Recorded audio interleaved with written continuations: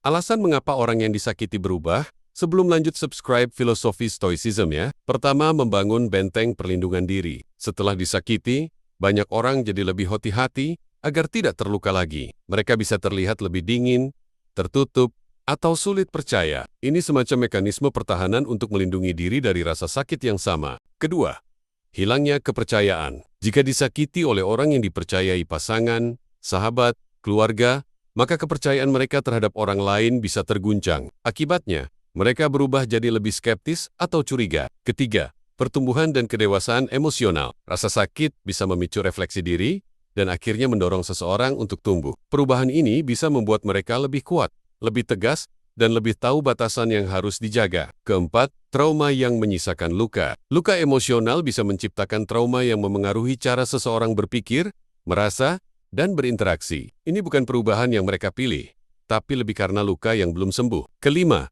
belajar dari pengalaman. Disakiti bisa jadi pelajaran berharga. Banyak orang berubah karena mereka tidak ingin berada dalam situasi yang sama lagi. Jadi mereka mengubah pola pikir, standar, atau cara mereka memperlakukan orang lain. Keenam, perubahan prioritas dan pandangan hidup. Kadang rasa sakit membuat orang sadar bahwa mereka perlu mencintai diri sendiri lebih dulu. Prioritas hidup mereka bisa berubah lebih fokus ke diri sendiri, karier, atau hal-hal yang membuat mereka bahagia. Ketujuh, menjadi lebih mandiri. Setelah disakiti, banyak orang menyadari bahwa mereka tidak bisa sepenuhnya bergantung pada orang lain untuk kebahagiaan mereka. Akhirnya, mereka belajar untuk mandiri secara emosional dan lebih fokus membangun hidup mereka sendiri. Kedelapan, mengalami kehilangan rasa aman. Rasa sakit bisa membuat seseorang merasa kehilangan zona nyamannya. Saat itu terjadi, mereka bisa berubah jadi lebih waspada, sensitif, atau bahkan tertutup karena merasa tidak ada lagi tempat yang aman untuk menjadi diri sendiri. Kesembilan,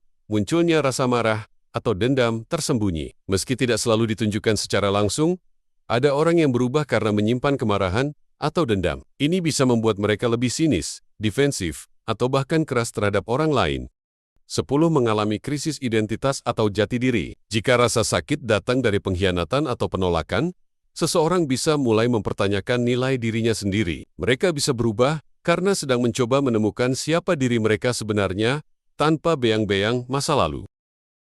Ke-11. Menjadi lebih selektif dalam hubungan. Setelah disakiti, seseorang cenderung lebih selektif dalam memilih siapa yang boleh masuk ke hidupnya. Ini bisa terlihat sebagai perubahan sikap lebih tertutup atau menjaga jarak dari orang baru.